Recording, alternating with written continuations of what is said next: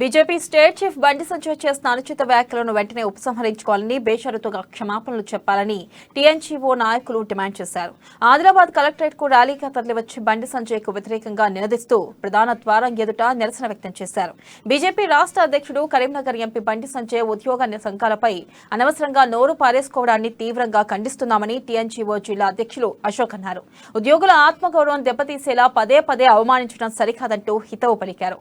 ఈ కార్యక్రమంలో టీఎన్జీఓ జిల్లా ప్రధాన కార్యదర్శి నవీన్, ఉద్యోగ సంఘాల నాయకులు, ఉద్యోగులు పాల్గొన్నారు. అటు నిర్మల్ జిల్లాలోనూ నిరసనలు వెల్లువెత్తాయి. టీఎన్జీఓ జిల్లా అధ్యక్షులు బల్మల ప్రభాకర్ నేతృత్వంలో ఉద్యోగులు మధ్యాహ్న భోజన విరామ సమయంలో నల్ల బ్యాడ్జీలు ధరించి నిరసన తెలిపారు. వీరికి మున్సిపల్ చైర్మన్ గడ్రత్ ఈశ్వర్, టీఆర్ఎస్ నాయకులు రామకిషన్ రెడ్డి మద్దతు తెలిపారు.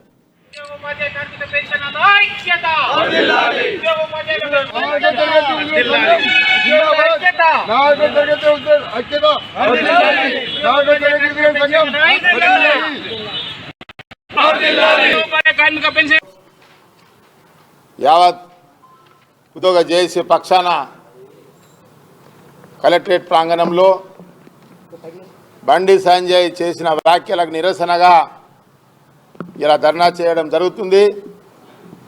ముఖ్యంగా బండి సంజయ్ చేసిన ప్రకటన ఉద్యోగుల ఆత్మగౌరవాన్ని దెబ్బతీసే విధంగా, ఉద్యోగుల మనోభావాలను దెబ్బతీసే విధంగా మరి వ్యాఖ్యలు చేయడము ఒక ప్రకటనలో మేము ఖండిస్తున్నాం.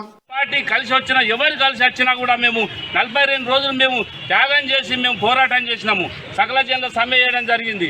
మాకు ఉద్యోగం జీతం లేకున్నా కానీ 42 రోజులు మరి తెలంగాణ పోరాటం చేసిన వాళ్ళమే. మరి ఆ రోజు మేము బీజేపీ రాలేదా, మాతో కాంగ్రెస్ రాలేదా, టీఆర్ఎస్ రాలేదు, అందరూ వచ్చిళ్ళు. మరి ఆ రోజు లేనిది ఈ రోజు మా మీద ఆరోపణలు చేయడము సరైనది కాదని చెప్పి మేము ఉద్యోగులుగా మేము దానికి